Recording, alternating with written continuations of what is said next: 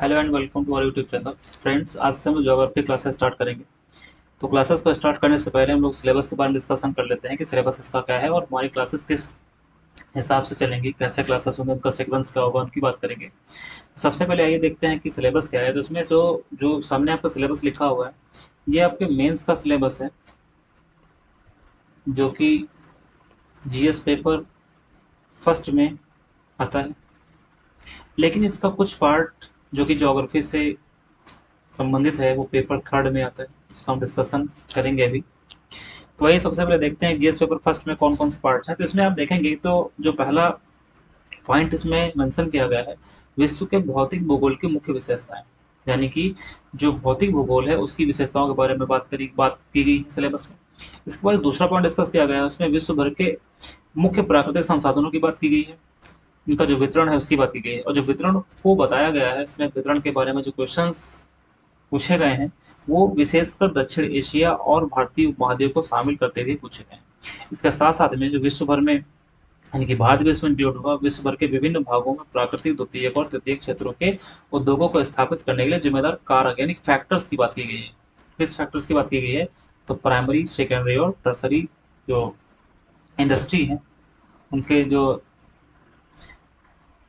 स्थापित होने का जो फैक्टर्स हैं उनकी बात की गई है। इसके साथ साथ में अगर आप यहाँ पर देखेंगे थर्ड पॉइंट में, तो इसमें भूकंप, सुनामी, ज्वालामुखी हलचल, चक्रवात आदि जैसी महत्वपूर्ण भूभौतिक घटनाएं, भौगोलिक विशेषताएं और उनके स्थान, अति महत्वपूर्ण भौगोलिक विशेषताओं, जल स्रोत और हिमावरण सहित और वनस्पति प्राणी जगत में परिवर्तन और इसके प्रभाव के परिवर्तनों के प्रभाव की बात की गई है। ये जो सिलेबस लिखा हुआ है, ये सिलेबस हम लोगों का पेपर जीएस पेपर फर्स्ट में लिखा हुआ है। इसके बाद में हम बात करें तो ये जो आपके सामने लिखा हुआ है मुख्य फसलें, ये पेपर थर्ड में लिखा हुआ है। आप इसके बारे में, मुख्य फसलों के बारे में, इनके पैटर्न के बारे में, इन सब चीज़ों के बारे में इकोनॉमिक्स में भी पढ़ेंगे, लेकिन इसके साथ साथ में जो ज्योग्राफी है वहाँ पर भी इनके मुख्य फसल के इंडिया में किस तरह की फसलें होती हैं, उनके लिए सिंचाई पैटर्न कैसा है, किस प्रकार की फसलें हैं, उनसे संबंधित कौन सी चुनौतियां हैं, तो वो सारी चीज़ें इसमें पढ़ेंगे। इसके साथ साथ में जो अगला पॉइंट इसमें रहेगा वो रहेगा बुनियादी ढांचा, जिसमें ऊर्जा, बंदरगाह, सड़क, विमान, पत्तन, रेलवे, इनकी बात करेंगे। और साथ में इसके साथ साथ में आप पर्यावरण प्रदूषण संरक्षण और क्षरण, पर्यावरण प्रभाव, उसका आकलन पढ़ना होगा। इसके साथ साथ में जो सबसे इम्पोर्टेंट जो पेपर थर्ड में है, आप देखेंगे तो वहाँ से क्वेश्चंस बनते ही बनते हैं, आपदा प्रबंधन, डिजास्टर मैनेजमेंट की बात भी की जाएगी।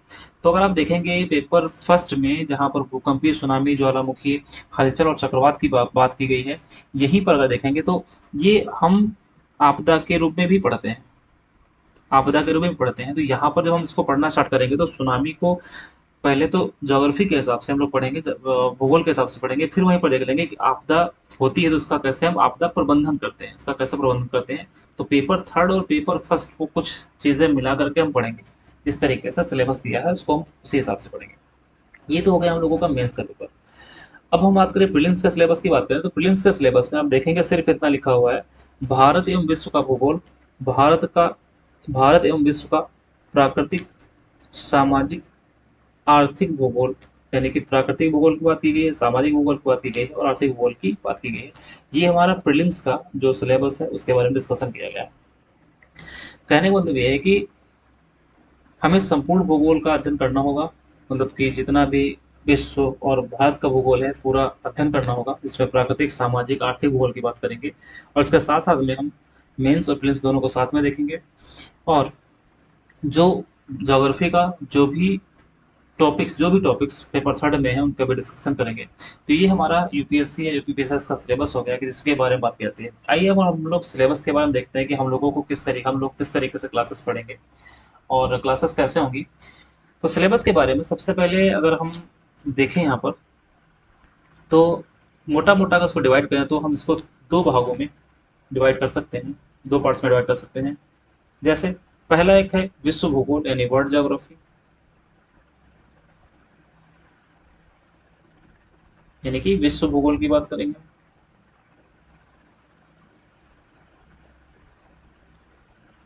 और दूसरे साइड में किसकी बात करेंगे हम? भारत के भूगोल के यानी इंडियन जियोग्राफी की बात करेंगे।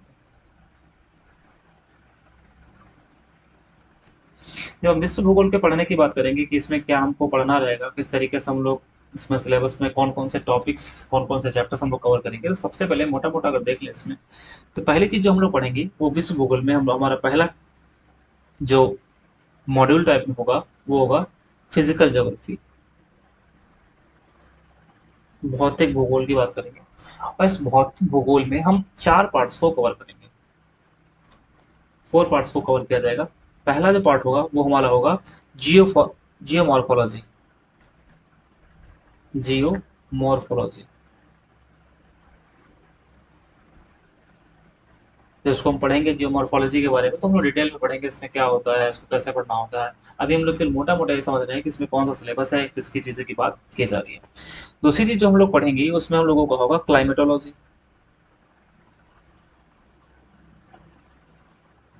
क्लाइमेटोलॉजी होगी माने कि जो क्लाइमेट के बारे में हमको पढ़ना होगा कि हम जो एटमॉस्फेयर का कंपोजिशन है वो कैसे है, स्ट्रक्चर कैसे है, हम इसी में प्रेसिपिटेशन के बारे में पढ़ेंगे, यानी कि क्लाउड्स के बारे में पढ़ेंगे, रेनफॉल के बारे में पढ़ेंगे, सारी चीज़ें इसमें पढ़ेंगे। साथ में हम लोग इसमें साइक्लोन भी पढ़ेंगे। इसके बाद हम लोग ओशिनोग्राफी पढ़ेंगे, यानी ओशंस के बारे में स्टडी करेंगे, उसकी जो लवणता होती है उसके बारे में बात करेंगे, साथ में तापमान की बात करेंगे, उसमें जलधाराओं की बात करेंगे, सब हम लोग डिटेल में पढ़ने वाले हैं आगे चल करके। ओशिनोग्राफी, ओशिनोग्राफी की बात करेंगे। और लास्ट में जो होगा वो हमारा होगा बायोजियोग्राफी, बायोजियोग्राफी,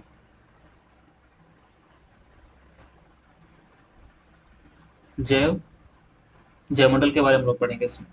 इसके बाद में दूसरा हमारा पॉइंट होगा वो हम लोग पढ़ेंगे इसमें रीजनल ज्योग्राफी। इसका मतलब है कि हम लोग क्षेत्रीय भूगोल पढ़ेंगे, और जब भी हम क्षेत्रीय भूगोल पढ़ने की बात करते हैं तो वहां पर एक बहुत इंपॉर्टेंट चीज आती है जिसको बोलते हैं मैपिंग। मतलब हमें मानचित्र के थ्रू पढ़ना होगा कि हमारे जो इसमें स्पेशली हम कॉन्टिनेंट्स की बात करेंगे, महाद्वीप की बात करेंगे, कौन कौन से महाद्वीप हैं, तो जो 7 कॉन्टिनेंट्स हैं, 7 महाद्वीप हैं, इनको पढ़ने का इसमें प्रयास करेंगे विद मैप की, मैप की सहायता से हम लोग पढ़ेंगे। इसके बाद थर्ड पार्ट होगा हम लोगों का होगा वो होगा ह्यूमन, मानव भूगोल, मानव भूगोल होगा। और मानव भूगोल में देखेंगे तो यहाँ पर हम समझेंगे, इन दोनों को मिलाकर के समझेंगे कि जो इकोनॉमिक एक्टिविटी है वो कैसे होती है ह्यूमन की। इकोनॉमिक एक्टिविटी का मतलब यहाँ पर है जो ज्योग्राफी से रिलेटेड हो गया, यानी जैसे कि आपने देखा सिलेबस में इसमें लिखा हुआ है हमारा आर्थिक भूगोल, यानी कि जो इकोनॉमिक ज्योग्राफी है उसकी बात करेंगे तो इकोनॉमिक ज्योग्राफी में हम ह्यूमन ज्योग्राफी, मानव भूगोल और इकोनॉमिक ज्योग्राफी को जोड़ के देखेंगे साथ में, और रीजनल ज्योग्राफी भी पढ़ेंगे। इसके साथ में अगर देखें तो हम इंडियन ज्योग्राफी की बात करें तो इंडियन ज्योग्राफी में कुछ टॉपिक्स होंगे, मेन टॉपिक्स की बात करेंगे। जब हम इंडियन ज्योग्राफी को पढ़ना स्टार्ट करेंगे तो वहाँ पर हम कंप्लीट सिलेबस की बात करेंगे कि उसमें कौन कौन से टॉपिक्स पढ़ने हैं। तो यहाँ पर अगर हम देखें इंडियन ज्योग्राफी को, तो इंडियन ज्योग्राफी में पहली चीज हमको पढ़नी है भौतिक विन्यास। पहली चीज हमको क्या पढ़नी है, भौतिक विन्यास पढ़ना है।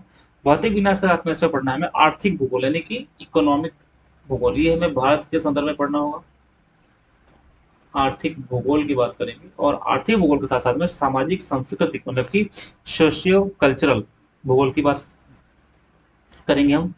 सामाजिक, सामाजिक सांस्कृतिक,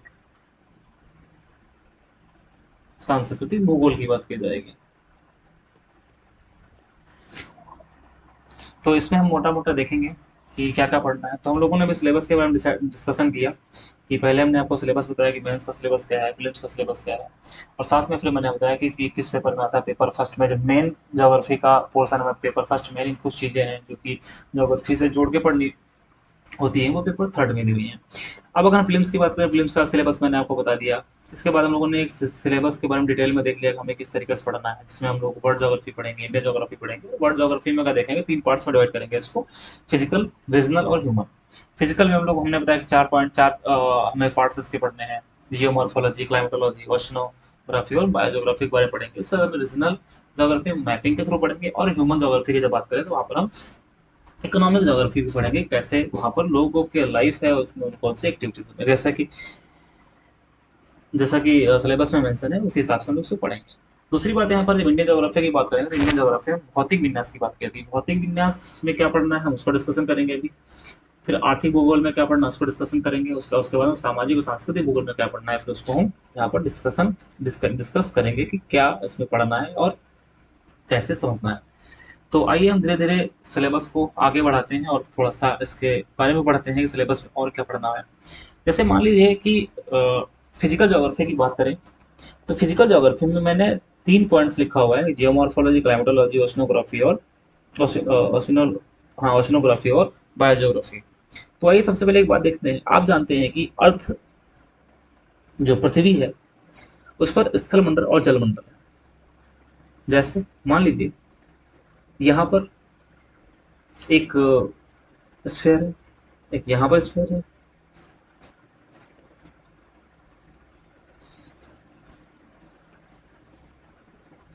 तीसरा है। तो ये जो बीच में बना पार्ट यहाँ पर, ये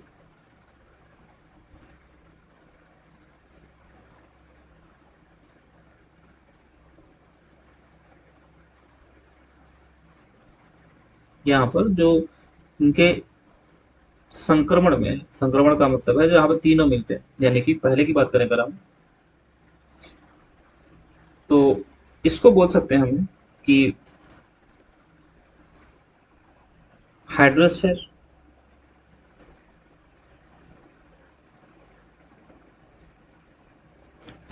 इसको बोलते हैं लिथोस्फेयर,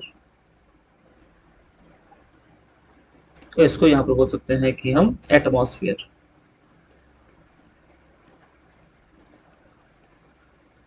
इन तीनों का जो संक्रमण वाला स्थान है इसको बोलते हैं बायोस्फेयर,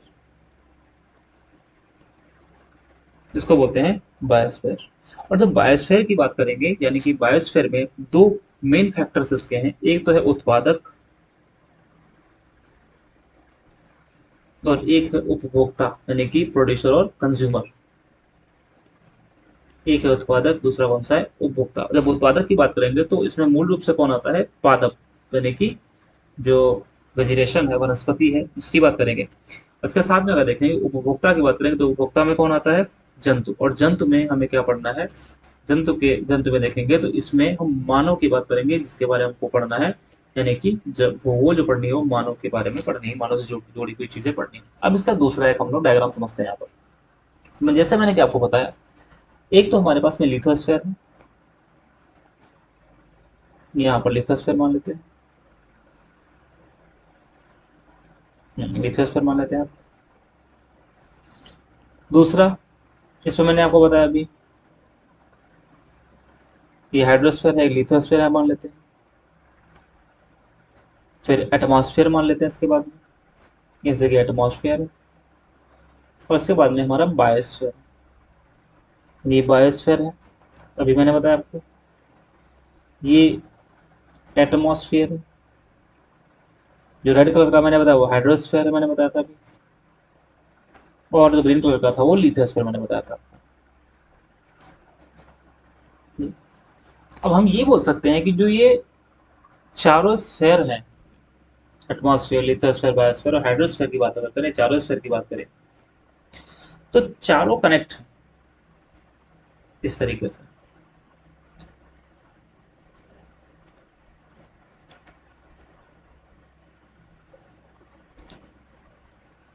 इस तरीके से कनेक्ट है। लेकिन यहाँ पर सबसे अलग बात ये है, यूनिक बात ये है कि ये चारों ये चारों जो ह्यूमन बीइंग है, जो मानव है, उस पर इफेक्ट डालते हैं।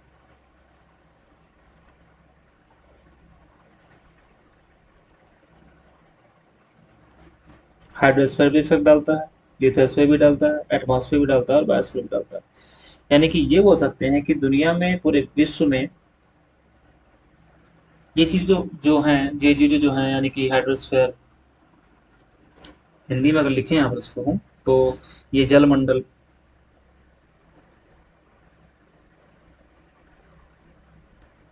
इसको हम बोलेंगे स्थल मंडल,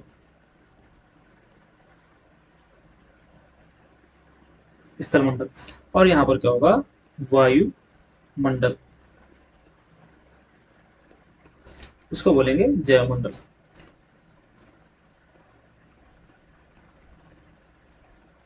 जय मंडल, यानी कि चारों जो मंडल हैं वो संयुक्त रूप से जो उपभोक्ता यानी कि मानव है उस पर प्रभाव डालते हैं। तो इसमें ही हम लोग देखेंगे यहीं पर विश्व का भौतिक भूगोल। विश्व का भौतिक भूगोल, विश्व का भौतिक भूगोल। और जब विश्व का पढ़ेंगे भौतिक भूगोल तो यहीं पर हम देख लेंगे जो भारत का भूगोल है, भौतिक भूगोल है, उसी के बारे में बात करें। जो भौतिक विन्यास हमने अभी आपको बताया वही हम लोग यहाँ पर देख लेंगे।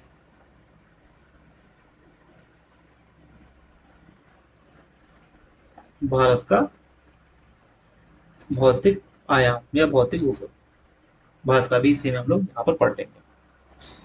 तो ज्योग्राफी का ये सिलेबस है, मोटा मोटा हमने आपको बताया। हम लोग जो क्लासेस स्टार्ट करेंगे वो क्लासेस हमारी भारत के भूगोल से होंगी। और जब भारत के भूगोल को क्लासेस आपको मिलना स्टार्ट हो जाएंगे तो जो पहली क्लास होगी उसमें हम लोग डिटेल में सिलेबस के बारे में डिस्कशन करेंगे कि सिलेबस में कौन कौन से टॉपिक्स पढ़ने हैं। और जब हमारे टॉपिक्स डिस्कस हो जाएंगे फिर हम लोग जो पहला टॉपिक होगा हम लोगों का परिचय होगा तो उसको हम लोग पढ़ेंगे। और इंट्रोडक्शन यानी परिचय के बाद में फिर हम लोग जब चैप्टर कंप्लीट हो जाएगा परिचय वाला तो हम उसके एमसीक्यू करेंगे जो पीवाईक्यू होंगे और प्रैक्टिस क्वेश्चन होंगे। तो पढ़ने का हम लोगों का तरीका यही होगा कि पहले हम लोग चैप्टर को कंप्लीट करेंगे और चैप्टर कंप्लीट करने के बाद में हम लोग फिर पीवाईक्यू और जो प्रीवियस क्वेश्चंस पीसीएस और यूपीएससी में जो क्वेश्चंस आए होंगे उनके बारे में डिस्कस करेंगे। इसके साथ साथ में हम जो प्रैक्टिस क्वेश्चंस होंगे जो कि अदर स्टेट्स में आए होंगे उनकी बात हम लोग यहाँ पर कर लेंगे और सॉल्व कर लेंगे। ठीक है, तो आज हम लोग सिलेबस में इतना ही डिस्कस करेंगे। अच्छा, एक चीज़ और बतानी रह गई थी सोर्स के बारे में कि हमें सोर्स कहाँ से लेना है, सोर्स हमारे क्या है इसको पढ़ने की। तो सोर्स के लिए बहुत ज़्यादा हमें बुक्स नहीं पढ़नी है जिनको सोर्स पढ़ने के हैं। तो एनसीईआरटी है सबसे अच्छा सोर्स इसका है। जो 6 to 12 एनसीईआरटी है उनको पढ़ना है हमें। एनसीईआरटी जो होंगी क्लास 6 to 12 पढ़नी होगी, जो कि संपूर्ण सिलेबस को कवर करती है। उसके साथ में बस आपका करंट अफेयर जोड़ के रखना है बस।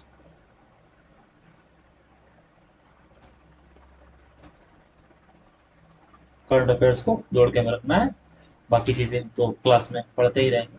ठीक है, तो आज हम लोग बस इतना ही समझेंगे, जितना ही हम लोगों ने देखा। बाकी हम लोग नेक्स्ट क्लास हम लोगों को होगी वो इंडियन ज्योग्राफी से होगी। और भारत के भूगोल से जब क्लासेस स्टार्ट करेंगे तो सिलेबस को डिस्कस करके हम लोग सीधा क्लास को स्टार्ट करेंगे। Thank you.